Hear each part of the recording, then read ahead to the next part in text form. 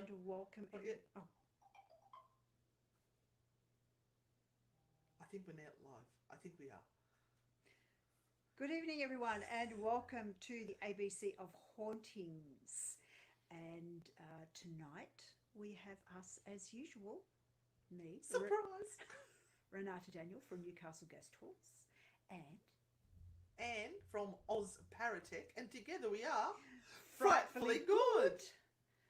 And it's not at all corny. And we welcome you. Did you see us go live from Q Station Manly last week? If you did not, the question is why? Go back and watch it now. Go back and watch it now. We did something very, very special. And we hope that you will all watch the live broadcast. I hate saying live stream because, as Anne sounds like has you're mentioned, peeing on someone. yeah, look, it sounds like we're peeing on someone in full view. So I'm not going to say live stream. I'm going to say live feed. Live cross. Live cross. I really hate how I'm getting the reflection in my glasses on this. I don't know what to do unless I do it like that, and then I look like Grandma with wonky eyes. Yes, it was a great night, and we are very thankful to Quarantine Station Manly for allowing us to be there, and to Morningstar Productions for having us back to do a bit more work on the quarantine hauntings, which was pretty amazing. What are you saying? Can't hear you ladies very well. Let's try turning the microphone up. Is that better? Just let me know if that's better or worse. Because I noticed it was actually turned down quite a long way. And we do have trouble sometimes with this microphone on this laptop, so we just need to know because we've moved. Oh, how's Brian the possum? Yeah, I think he's okay. We've just decided that he was an old possum. And Kayleen, tonight is not tarot night. That is Thursday. Yeah. Tonight is education night. We just try to confuse people tonight by doing something different. You are very welcome to stay and learn all about demonic possessions in houses. As you do on a Monday night. If that tickles your fancy or tickles anything else. But yes, tonight is our education night. And yes, we've got a couple of stories. This is the ABC of Hauntings. And Renata is going to be kicking it off tonight with the Zach Bagan's house. The House of Horror. What is it? Let me... We've got to press the magic button. Let me press the magic button. Oh, is it doing something different? Okay. We are back, ladies and gentlemen. Should the number be ticking over? It's technology. Oh. She's got big gamma rays, according to the Awakened Mind Institute, or the Institute of the Awakened Mind. Yes, the Institute of Awakened Mind has said that I am gamma blasting everything that I am near. And yes, my husband would say so. And we have to give a shout out tonight to... Hello, Miss Maxine. All right, Maxine. Yes. And happy birthday, Maxine. Birthday, Maxine. I wish you a happy birthday on your page today.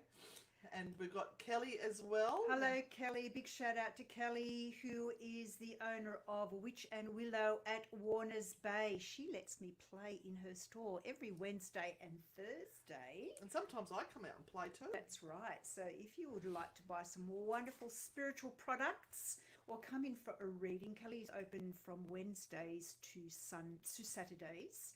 And she always has a psychic reader on. Sometimes it's me, sometimes it's somebody else. And the most amazing, gorgeous gifts and so many special tarot cards and oracle cards. So yes, go and visit her. Oh, wow. Paid advertisement. We've got Jenny Marie. I'm trying to click on it, but my computer's really slow. Twin boy's birthday today, sweet 16. Happy birthday to yous. Happy birthday to yous. Happy birthday, dear boys. Happy birthday to yous. Be watching Zach's screaming room. Oh, okay, fair enough. All right, shall we crack on? Would you like me to pop over into the other thingamabobby? Yes, please. All right, yes, I'll please. have to get the, there it is, the other one up so that we can watch the feed. And to make sure if there's anyone asking questions, I can keep up with it. Okay, ladies and gentlemen, if you have not been aware of the story of this, then you're obviously not a Zach Baggins fan. But Sorry. but we were inundated with the information about this particular house, and the whole thing about it was that in the end, Zach bought it and he then demolished it. But let's go back to the very beginning, shall we? A very good place to start. A house in Gary, Indiana, was, according to two unnamed clairvoyants, besieged by over 200 demons. Oh, geez, that would have been a tight squeeze. It was a little house. I know. How did they count out 200 demons? I know. I wonder how they did that. Do you know what? The story I'm doing has 200 demons as Does well. it? Oh my God! That's amazing. Just seems to be the figure. I know, but would a medium sit there and count them? Would she say line up? Possibly. Line up. Shortest to tallest. Yes. Yes. Biggest horns to smallest horns. Naughtiest to worst. Right. So, of three possessed children, the daughter levitated, one son who talked with an invisible boy, growled and spoke in a deep voice, and his older brother walked backward up a hospital exam room wall. Now, I remember seeing a video of that, but I never saw him walk up the wall. No. They said he did. But And was never he on saw a it. hospital bed and then started to walk up the wall that way from the hospital bed? It would be interesting. Who no, knows? I'm very suspicious. After the family moved out, the subsequent renter found herself besieged by curiosity seekers after the events were publicised and sought relief. And boy, weren't they publicised. At one point, she had to call the police and complain because there were so many reporters and photographers who were constantly on her property, and that would just drive you insane. I don't know. I'm a bit of a camera whore. I think I'd enjoy it. Now, the mother of these poor possessed children was also not talking, except to a national TV show, and she then talked a lot, and she had an exclusivity agreement. So various agencies and individuals were trying to get this story, but yeah, she would only speak to one. Yes, the one who had the biggest check. So it was called the Demon House. So let's kind of hear this story. So the alleged demon house is a nondescript, or was, because now it no longer exists. It was a nondescript rental cottage with enclosed porch. Oh, and they give the address here, 3860 Carolina Street in Gary, Indiana. I noticed they're big on giving the addresses of these haunted houses. So you can go and stalk it. Yeah, well, you can't now. But... Sit outside and eat your lunch and say, "Come on, demon, come and get me." Now, Gary was one time the murder capital of the USA.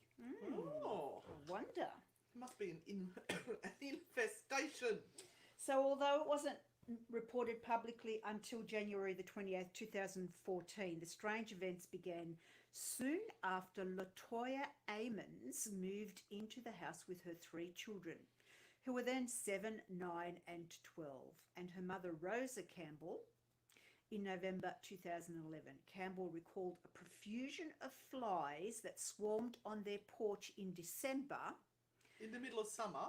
Oh, that's unheard of. That motive recalls the Amityville Horror House in the mid-1970s, a case that proved to be a hoax. Right. But it sounded good in Amityville, so we better repeat it, huh? Yes.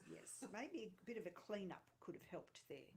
Soon came noises that Amons interpreted as footsteps on the basement stairs and the creaking of the basement door, consistent with the sounds of old houses, commonly made when there are changes of temperature. Now, remember, we're in America where you have very hot days and then you have winter snows. So these old houses with their timber expand and contract. Would you like to show the photo of the basement? It's quite unusual. Maybe you'll pick something a little bit weird I'm in there. sensing there's something big and hairy in there. Yes, that was probably before it was the house was destroyed, because you can see that there is a few items. There are a few items already in there after Zach bought the house. And there are some items in a glass cabinet. And then, of course, you have that beautiful red poster with Demon House on it. I'm not quite sure what the fuzzy wuzzy thing is in the middle. Oh, and there looks, if you kind of really look, have a look at the staircase. There looks like a little dolly or a little doll peeking out, or a face of a child. Yeah, there is. That's a little bit scary. Hello, Philippa in New Zealand. Welcome. So, in one incident, her mother reportedly awoke to see a shadowy figure and leapt out of bed to find large wet boot prints. However, the earlier report of a priest seeking permission to conduct an exorcism stated that it was the next morning that they saw on the wooden floor of their living room. Oh yes, Janet, that's right. December is winter in America. Derp. What looked like muddy footprints, like from a boot. Campbell probably had a common waking dream which occurs between being fully awake and asleep. As to footmarks that might have been made at any time, one does not need to invoke the supernatural to explain them. Significantly, there were never any reported hauntings or demonic activities in the house other than when the Amons lived there. Do you know what that baby on the stairs reminds me of? What? That photo from Amityville Horror where the child was peering around the corner at the stairs. Yes. Doesn't it look similar? True. I think Zach may have used a few things. Maybe. Charles Reed, who was the landlord, insists that there had never been any problems before the Amons took up residence. While to the Department of Child Services, Amons blamed her children's irregular school attendance on demons. Okay, Renata, you're going to have to speak up and go right into the phone. Saying the spirits would make them sick or they would be up all night without sleep. In fact, the family had a previous DCS history regarding educational neglect. Records show the agency made that finding in 2009. So we've got some issues with the family happening here. Right. As well, Charles Reed noted there were no alleged demonic activities during the tenure of the subsequent renter. The only thing that was scaring the new tenant was local curiosity, notably that Gary police officers were frequently driving by the house, and Reed phoned the department to ask them to stop. Can everyone hear me properly, please? Some are saying they're having trouble, and others saying that they can hear fine. So I'm not really sure. So just keep right up, like that far away from the in. There you go. Oh, can you hear me now? Does my voice sound really sexy? Reed, who has 33 years' experience as a landlord, told the Indianapolis Star, "I thought I heard it all. This was a new one to me. My belief system has a hard time jumping over that bridge. I called to ask if anything had occurred since to change his view and spoke with his wife, Nancy Reed." So this is the gentleman that is writing this particular report. And although she stated that they were making no further comments about the case and had obtained an attorney, she did answer my question. She said her husband's skepticism remained unchanged. So they didn't believe the family. Although Mrs. Reed told me that the current tenant did not want to be disturbed, and that was obvious given the woman's having called police to report bothersome reporters and photographers.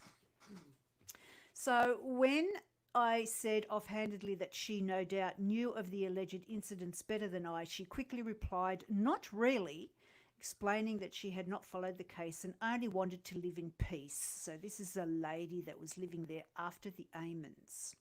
The gentleman interjected and pointedly called the reputed demonic evidence and events hocus pocus or whatever. He informed... what was that man that said? It was bollocks. Yes. He informed me that they were moving out. The house had been purchased for $35,000 American dollars by Zach Bagans, the executive producer and host of the Travel Channel show Ghost Adventures. Now, how annoyed would the owner of that house be knowing that he had purchased the house and was renting it and people were in it, they were fine, And then all of a sudden you've got these lot that come in and everything's possessed, and then the price of his house would plummet. Absolutely. I said it's better when you're right into the mic. All right. Would you like to show the next I'd photo? love to. Just in case people don't know what Zach Bagans looks like or what a Zach Bagans is. There he is. Zach the Smurf.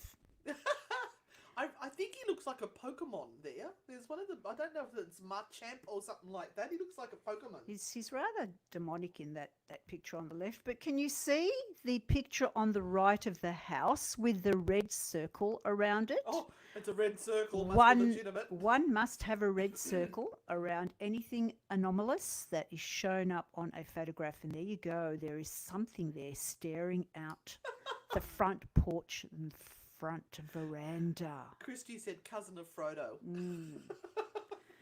So let's get back to the story. Soon after the Amonses had moved into the house on Carolina Street, the ghostly goings-on transformed into a full-blown case of poltergeist activity. Poltergeist! The oldest son told the child psychologist that the doors would slam and stuff started moving around. And the youngest son, according to the Amons, was once thrown from the bathroom when no one was even near him.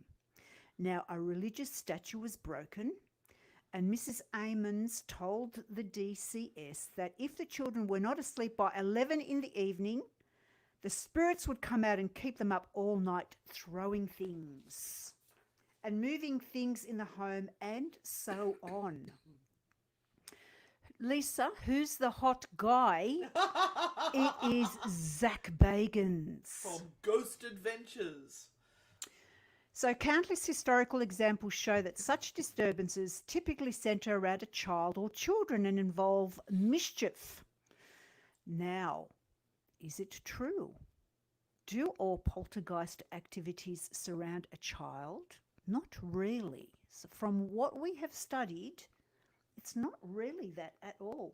Poltergeist activities can actually occur around anyone. Yeah, anyone with latent abilities that is going through some sort of trauma normally is what will set it off. So the children's move to a new neighbourhood may have caused difficulty. Lacking new playmates, they may have begun to irritate each other, resulting in the Amonses reporting to their physician that the children fight one another and are abusive to one another, and then they pass out. What? So in other words, they act out their anger but pretend not to be responsible. Oh, okay, fair enough. All right. Secondly, the mother's response to the occurrences encourages their misbehaviour.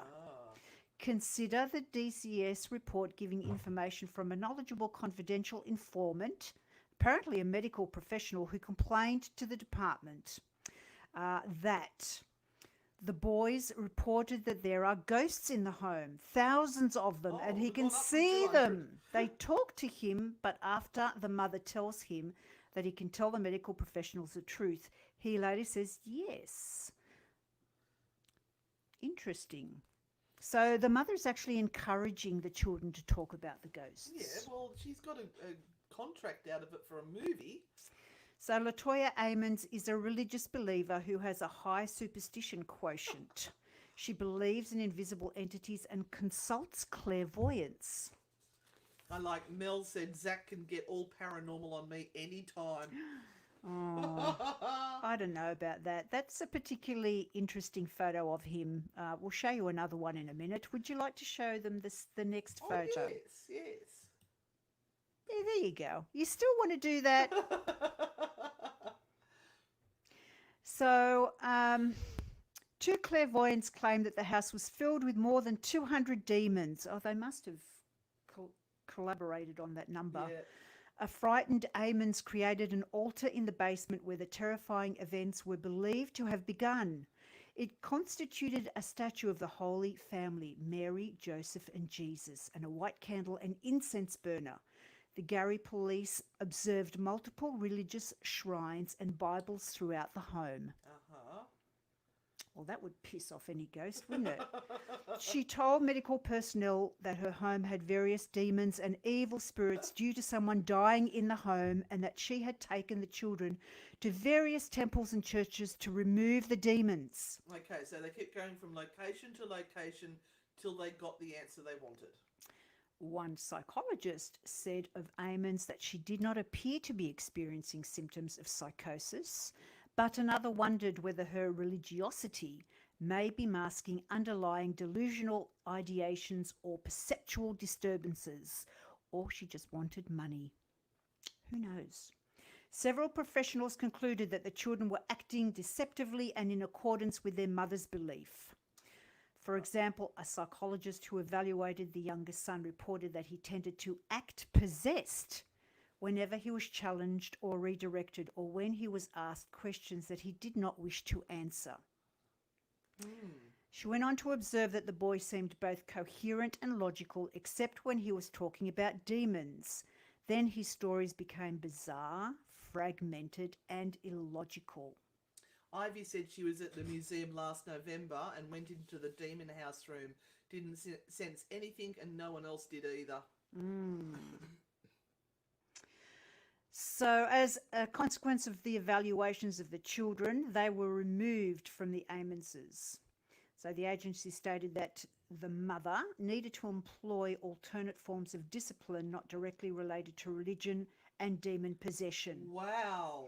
And this is an interesting fact, Anne, that sometimes what happens when this sort of stuff starts happening, people do tend to really dig deeply into their religious beliefs. So they layer on a whole lot of superstition and fear onto the children specifically, who are already terrorized. Yeah. So it's a doubling down of God is going to get you. And the children would be looking to their parents for comfort because they're not really knowing what's going on. So they're trusting the parents. That's why you're always going to be careful what you say in front of kids, because you might think they're okay with it, but they're not. They're soaking it up.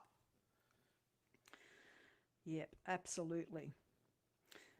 So, in the end, Amens says that the children have now left their demons behind, and she credits God, not the psychologists or the DCS, with resolving the family's problems. So it remains to discuss the phenomena that so astonished other superstitious folk with regard to this case, including the priest, his bishop, and one Captain Charles Austin of the Gary Police. Like Amens, Austin is a high superstitious, or has a high superstitious quotient. Already an admitted believer in the supernatural, including ghosts, he became a believer in demons after visiting the house in Carolina Street. So he would have biases. And Absolutely. It was confirming his biases. Confirmation bias. So he and other officers naively played ghost hunters, and they used cameras and Austin's iPhone to snap photos in which they could see in mottled shadows and cloudy white forms shapes that resembled faces and figures. So one of those photos was shown in the previous picture that we showed with the red circle around it. I wish the ghost would slap the crap out of Zach. So they go in, or this particular article goes in and picks out some of the things that were said or had happened, and kind of really looks at what the proper story behind it all was. So the phenomena attributed to the children were probably produced by the children themselves. Anyone who has seen any of the countless TV shows and movies that have proliferated since the 1973 horror movie The Exorcist would know exactly how to behave being possessed. We could do it right now, couldn't we? We could.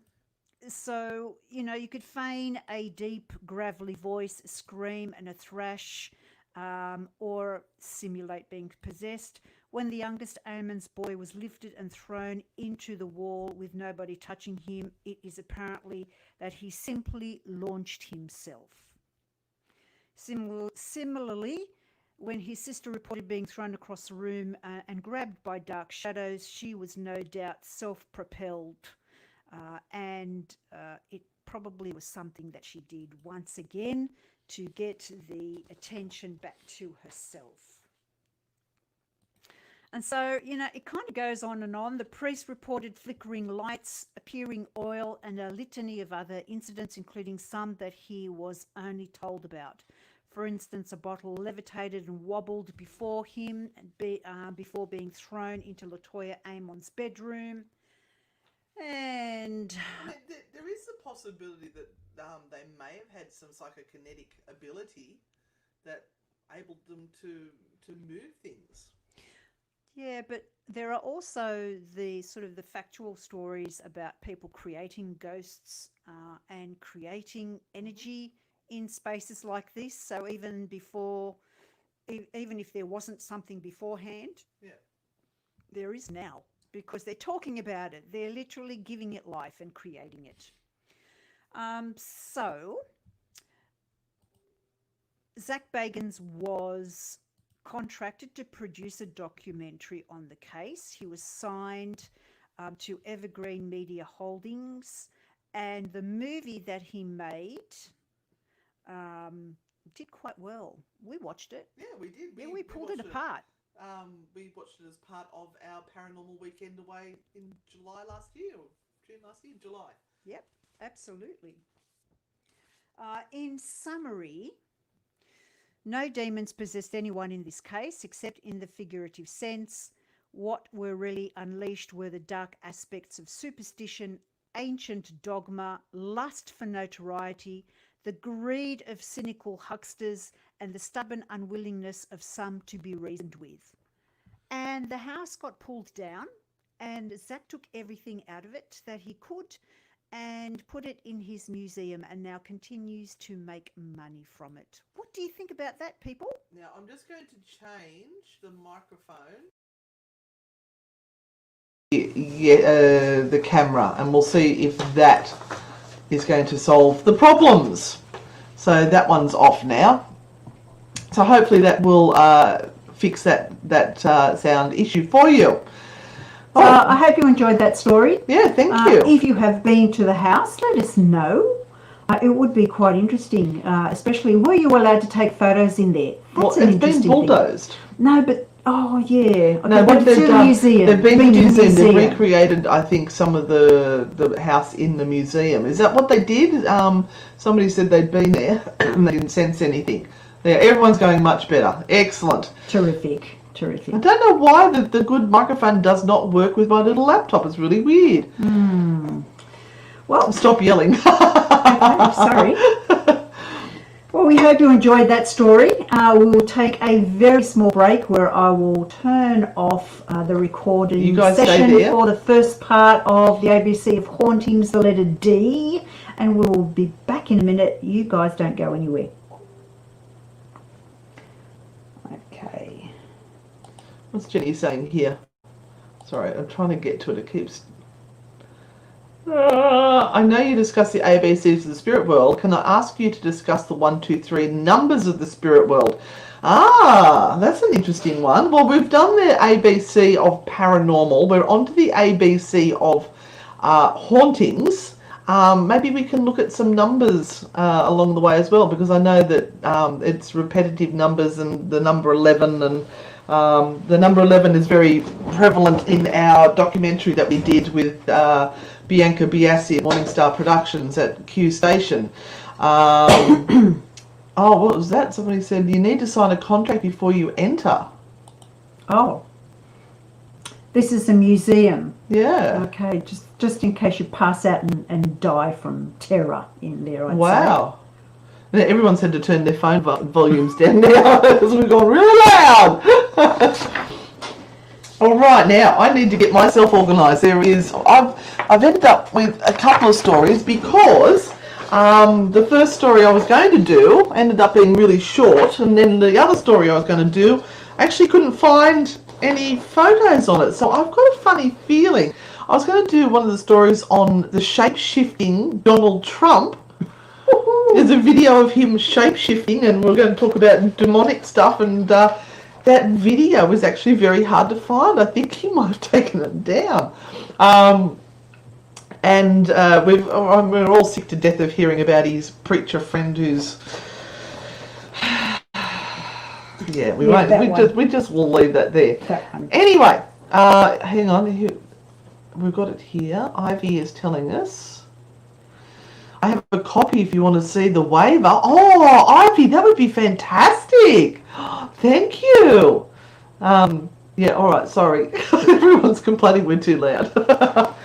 Let's get on to mine. Now, I need to go to the other screen as well because I've got a couple of photos. So my story is going to be on the House of Death. So there we go to there, and then we go to there, and I'll go back to present, and I just like talking to myself. The computer is so slow. Zach doesn't want to leave the screen. Yeah. He's a screen whore. There he is. All right. Here we are. Welcome to the House of Death. 14 West 10th Street in Greenwich Village. It looks like an ordinary little house, doesn't it? I think it's 4 stories there we can see. And they said despite its picturesque exterior, it's got a not so cute history. It was constructed in the 1850s near the start of the Civil War. And 22 people have died in the home. Wow. Mm-hmm. There must be a lot of rot in there. So that's referred to as the House of Death. And apparently some of the spirits are still there. Mm. Residents have reported sightings of the spirit of Samuel Clemens. Now, who is Samuel Clemens, people? Do we know who he is? Very famous person. He had a pen name. And I'll go to the next one. Oh, there he is. Mark Twain. He visited Newcastle. He did. He did. Got a tooth out. And what did he say about Newcastle? It was a shithole. Gentlemen's club with no gentlemen in it at one end, and at the other end a cemetery with no bodies. That's it. Yes. And it was a shithole. And it was a shithole. He didn't like it. That's okay. So they have reported seeing Mark Twain. Now, he only lived there for a year between 1900 and 1901. But there is a lot of other ghost stories in there.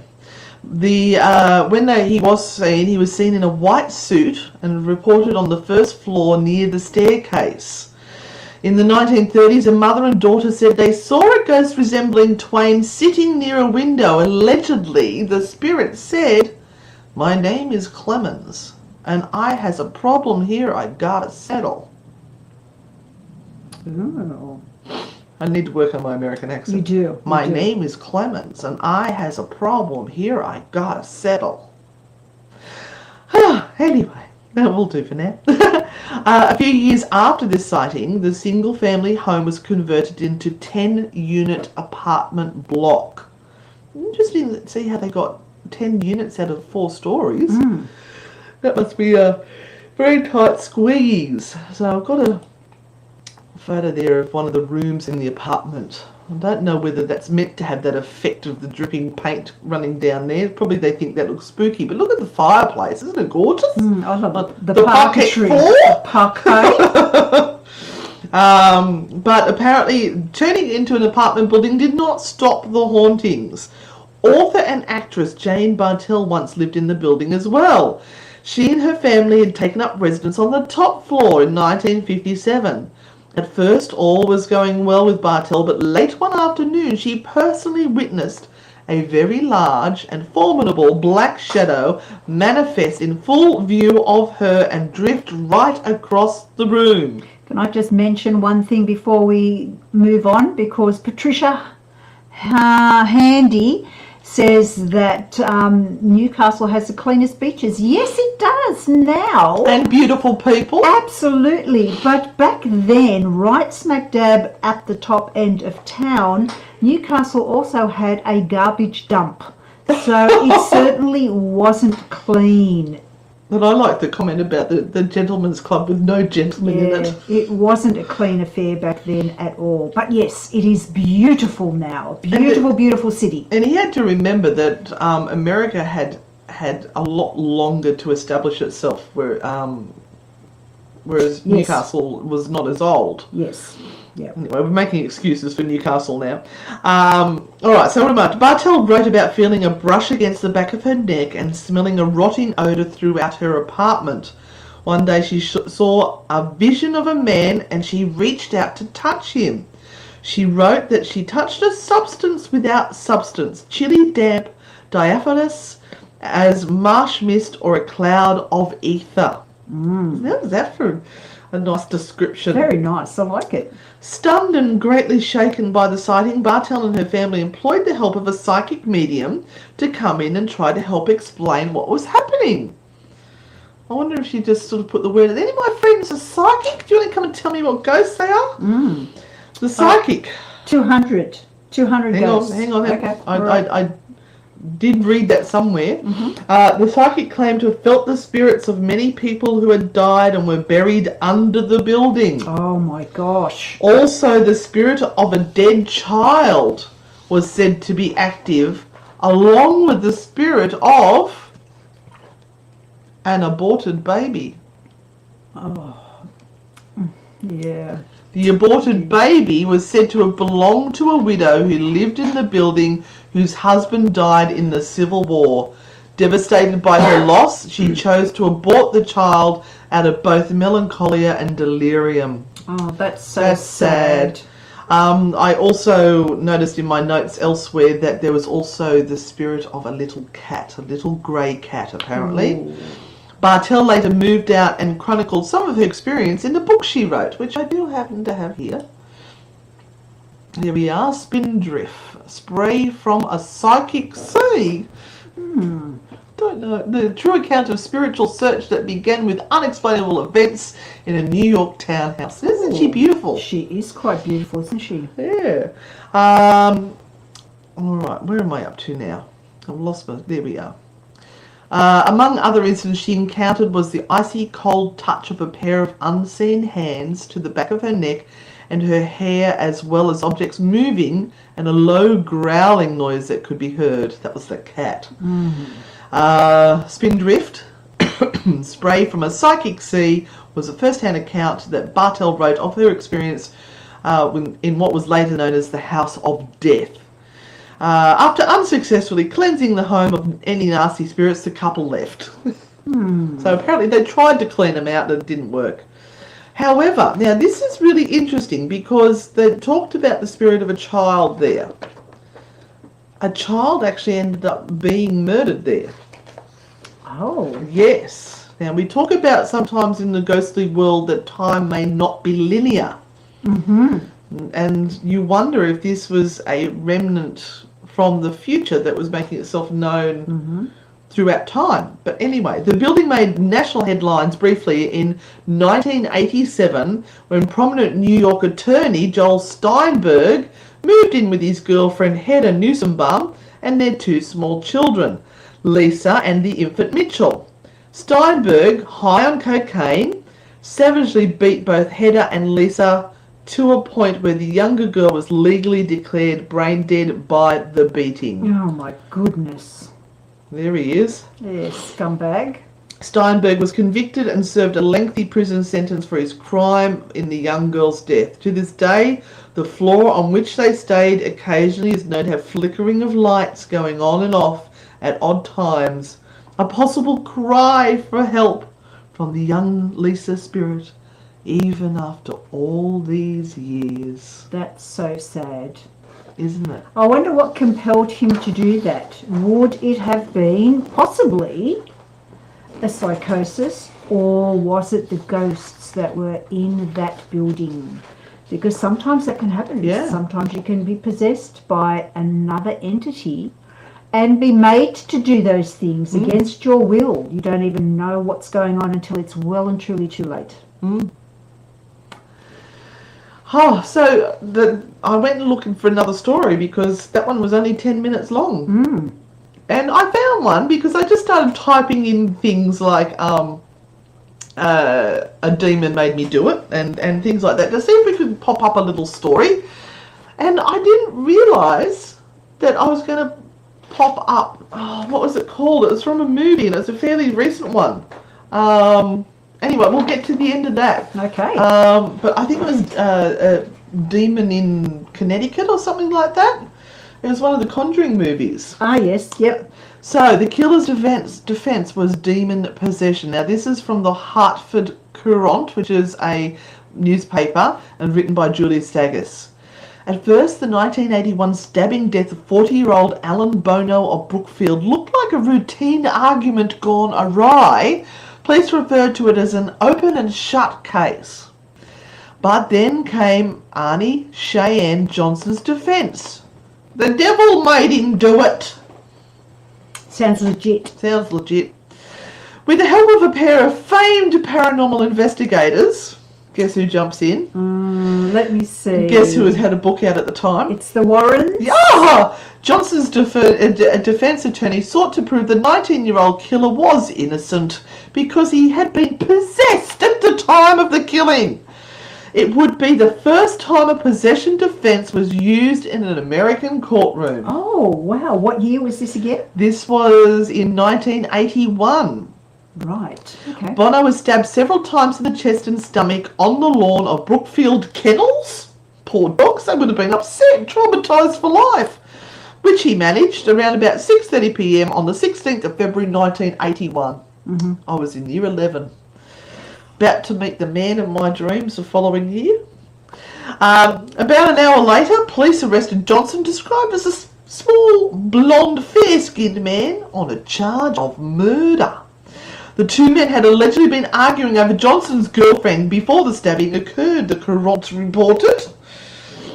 Days after the stabbing, clergy members, paranormal investigators, Ed and Lorraine Warren, Johnson's mother and the girlfriends all claimed that Johnson had been possessed at the time of the killing. Now, there he is. There he is. This dude here, the one in the suit, is handcuffed to the hippie. The Warrens told police that since July 1980, Johnson had participated in at least 3 exorcisms involving his girlfriend's 11-year-old brother David, who purportedly had been inhabited by 43 demons. That is an infestation. Do you think they actually meant 43 pimples on a little 11-year-old boy? I mean, seriously. Yes, Mel, that's true. It was around the time of the satanic panic in America. Yeah. Where everything was just demonic. During one of the riots, the Warrens told police, Johnson leapt up and cried to the demon, "Come into me, I'll fight you, come into me." From that time on, he was possessed. Although police ordinarily would disregard such unusual claims, the Bridgeport's diocese involvement changed things. So the church is sticking their fingers in now. Brookfield priests called in the diocese after they heard the 11-year-old's story that he had recently entered a new townhouse, sat on a waterbed and was suddenly confronted by an elderly man with hooves. He just needed his toenails done. You know how it is when you get old. Your toenails get really thick. Ew. So he's an elderly man with hooves, whose image was soon joined by men in grotesque costumes. Okay, that's just a little weird. This is what the Warrens told the police. Right, okay. Shortly after Bono was killed, the diocese stopped commenting on the boy's case, but a spokesman did acknowledge that a priest had been assigned to investigate the boy. The spokesman told the Courant it was the first time the diocese had assigned an investigator to look into diabolical possession. Johnson was present for the exorcisms and soon began to display violent behaviour. At one point, he reported put his fists through a chest of drawers, growling like an animal, and then he couldn't remember the incident. We knew this case would end in tragedy. It was inevitable, Lorraine Warren told the paper. But Arnie was the last one who had ever thought it could happen to, because he was such a sweet soul. They always are. Before Johnson was indicted, what's called a CT, indicted on March 19th, anyway. The lawyer offered to take on his case for free. Minnelli's plan to pursue the unprecedented demonic possession defence was widely publicised.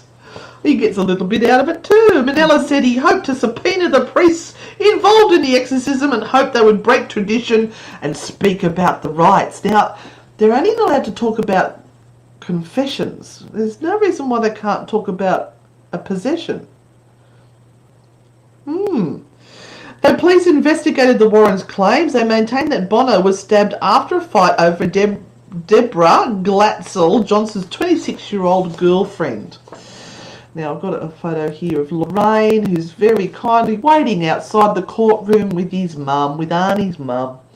In April, Johnson's lawyers gained permission to examine the clothing and tissue remains of Bono, who had been cremated.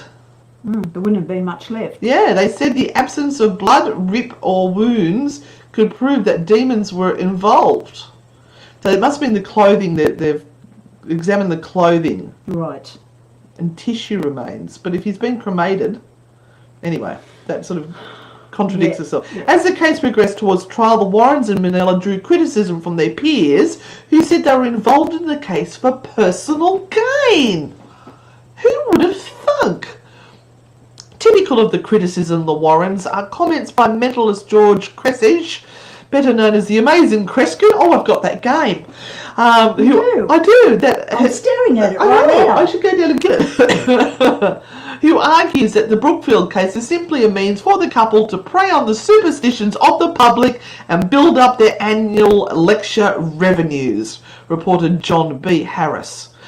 They have an excellent vaudeville act, a good roadshow. It's just that this case involves clinical psychologists than it does them. Ouch. Yeah. Local attorneys said Minnella was representing Johnson to rake in the publicity and that the legal community didn't take the possession defence seriously. Both the Warrens and Minnella stood by their involvement in the case. Although copies of the book about the Warrens, the demonologist, were flying off the shelves. I've got that one. The book. Oh, did you pay for it? Yeah, I did. Okay. So they're flying off the shelves after they spoke about the case. Lorraine Warren told the Courant she and her husband worked closely with the church officials and viewed demonology as an extension of theology. I don't know about that. Yes. It would be defeating our purpose to do anything deceitful or dishonest. Mm-hmm. Harris, who covered the entire case, wrote that Minnella admitted to the press early on that he thought handling such publicised cases led to more lucrative ones, but stressed this week that he took the case because he was convinced it was strong. He was thinking he was going to win it. As the jury selection was set to begin in late October, reporters and believers in the supernatural flocked to Danbury for what was dubbed the Demon Murder Trial. The local Hilton Hotel was completely booked for nights. You've got to stay at the Hilton for demonic trials. And people worried that... Just imagine the uproar with this. Imagine back in those days, this case coming out. It would have been front page news. I'm amused at the fact that they're saying that the Hotel Hilton was booked out for days. People worried that the courtroom, which could only hold 70 people, wouldn't be big enough because it's going to be jam-packed. Many had assumed that Minnella would use possession as a type of insanity defence, but he said he would set out to prove Johnson was actually possessed. Mm-hmm. Wow. Minnella, who has said publicly he will prove that demons exist, plans to bring into evidence tapes of Wright's and Johnson's challenge and to question priests who participated. I'm not sure if that made sense. The value of this case is that people who are truly under demonic possession will be able to go to a court of law and have their jury and that judge be much more understanding, Ed Warren said in his story. That's true. That's true. It takes one case to change things in legal matters. But is this a good thing? Well, Because then everyone's going to start claiming that they're possessed and try to get away with murder. yeah, I guess that hasn't happened. Let's see what happens with this one, shall we? Yes, let's go. I have to admit, I didn't know about this story, so this is quite interesting for me. But just as the demon defence took off, it was shot down by Superior Court Judge Robert J. Callahan, who later became Chief Justice of the State Supreme Court. Somewhere on the road to pinning a murder rap on Satan, Martin Manella got waylaid, Harris said. At the start of the trial, so he's got his biases as well, so he's not giving a fair trial. Yeah. And like, all for the Warrens who were publicising themselves and with their confirmation bias. Now he's got his confirmation bias. Yep. I'm not going to allow the defence of demon possession, period. Well, I think that's really wrong. They should at least be able to have their say. Yes. Although Manila tried to have Callahan disqualified from the case, Callahan didn't budge. While admitting he's not sure whether demon possession is possible, Callahan said, he knows it's not a legal defence and considers evidence of it irrelevant, unprovable, and needlessly confusing to a jury. Hello, Joe from Tucson, Arizona, where it's 3:20 a.m. Oh, can't you sleep, my love? We are giving you a beautiful story We'll that put you you to can sleep. by. So, prosecutor Flanagan and police stuck with their simple explanation. Bono had made an obscene remark about Johnson's girlfriend and the two men tussled before Johnson stabbed Bono. Yeah, that sounds about right. Suddenly the case lost its lustre. Many reporters who had come from all around the country left by the third day of the trial. Prosecutors who had divulged little about their case against Johnson while Manella kept the focus on the devil said another type of demon played a role in this case. Drink. Demon drink. Yeah, did I tell you I wrote a song for our school play about I had to be one of those ladies who wanted men to abstain from drinking. It was down with the demon drink, or into hell you will sink. Down, down, down, down, down with the demon drink. Oi! Anyway. And they didn't give, we sang it in the musical. Nobody gave me credit. I'm still holding a grudge about that. I think you should let that go. Oh no. It's my very first piece of music I composed that got used in something. Anyway, the state argued that Johnson and Bono had been drinking heavily before Bono was killed. A waitress testified that she had served 3 carafes of red wine. That will do Only it the best. every time. That carafe of red wine will turn you. Red wine makes you speak the truth. Do you know that? My friend Jay, he said he can't drink red wine. The truth will come out. An ambulance driver and police officer arrived to find Bono lying face up with 4 half-moon shaped stab wounds below the rib cage. An ambulance driver testified that Glatzel and her father were standing near the body. Glatzel, who appeared distraught, said repeatedly, "Oh, Daddy, he didn't mean to do it. You know how he gets when he's been drinking." Oops. Dear. Oops. The police officer testified that Glatzel's brother Carl told him Cheyenne did it. Cheyenne. Anyway, despite Callahan's banning of the demon defence, Manila attempted to put 4 priests on the stand. Callahan wouldn't allow it. Ed Warren was relegated to being a character witness who took to the stand for only a few minutes, saying Johnson was quiet and considerate and that it was very hard to believe he could have murdered anyone before he reluctantly stepped down. Ooh, they wouldn't have liked that. No. Thwarted from using his unprecedented argument, Manila tried to prove his client had acted in self-defence. Okay, so we shift now Yeah. from demonic possession to self-defence. Yes. Johnson testified on his own behalf, saying Bono was drunk and provoked the argument. He said he didn't remember what happened after Bono ran at him with a 5-inch knife that Johnson used for his job as a tree surgeon.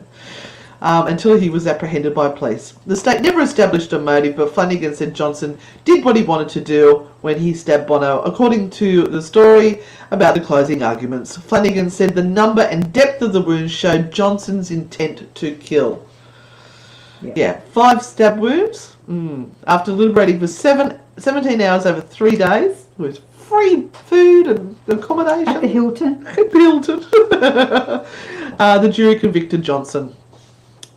The jury's conclusion meant they didn't think Johnson acted with intent to kill Bono, only to injure him, Harris wrote. One of the jury's last requests for a transcript of testimony was that of a policeman who had said Johnson told him, "I think I hurt someone." Manella vowed to appeal on the grounds that he was being barred from using the demon defence, but never did. Johnson received the maximum sentence of 10 to 20 years. He was released for good behaviour after serving over 4 years. Wow, just 4 years. Wow. The case spawned the 1983 book, The Devil in Connecticut. So there we go. That's they've got the D word.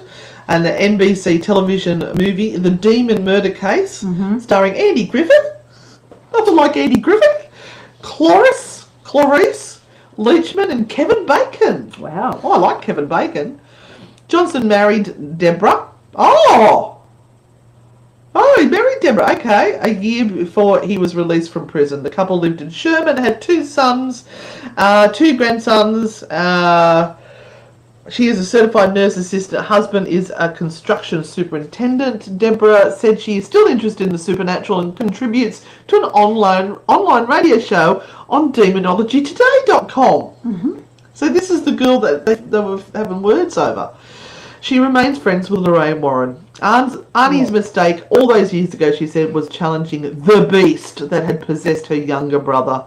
"You never take that step," she said. "You never challenge the devil." Arnie started showing the same signs my brother did when he was under possession. But now the past is in the past, she said. "We live a normal life." Manella, who lives in Middlebury, continues to stand by Johnson's case. He said in a phone interview that he heard the tapes of David Glatzel speaking the names of 42 demons in Latin. This is the 11-year-old boy. Yeah. And that Brookfield police chief was going to testify he saw the child levitate. "If you believe in God, you gotta believe in the devil," Manella said. "And what I saw in Arne as a young guy has profoundly affected me the rest of my life. There's a lot of crazy people out there that have contacted me to represent them with the same idea. The devil made me do it. But our case was based on fact, not fiction." So Lisa asks what the name of the movie was. Demon in Connecticut? No, there was the book. Now, the book was The Devil in Connecticut. Right. And the NBC television movie was The Demon Murder Case. And that was with Andy Griffith, Clarice Leachman and Kevin Bacon. I'm going to look that up. We might have a watch party. We might.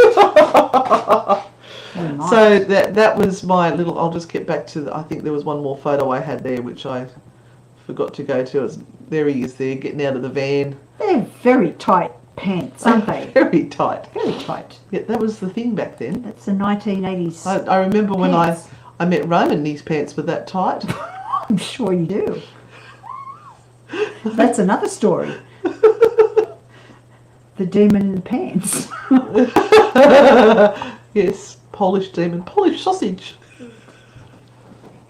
It's going to get worse. Oh dear. There we are. Take Ivy's comment off. So we hope that you enjoyed those 2 demonic stories tonight and that will help you sleep well.